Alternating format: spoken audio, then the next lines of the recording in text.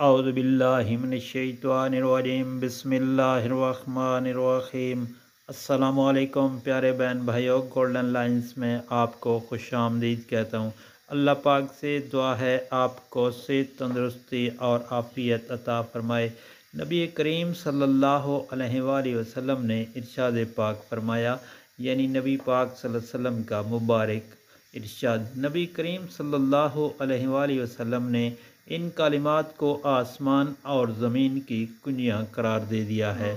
پیارے دوستو، ان کلمات کو آپ پڑھیں، انشاءاللہ اللہ تعالیٰ کا فضل ہوگا، رحمت ہوگی، بخشش ہوگی اور اللہ پاک اس سے راضی ہوں گے۔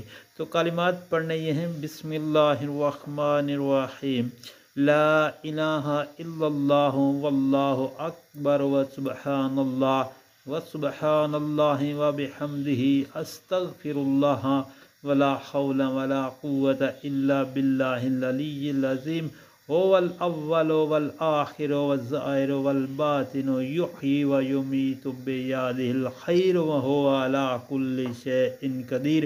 پیارے دوستو، یہ کلمات ان کو اللہ تعالیٰ کے پیارے حبیب نبی پاک صلی اللہ علیہ وسلم نے آسمان اور جنت کی کنجیاں قرار دے دیا ہے۔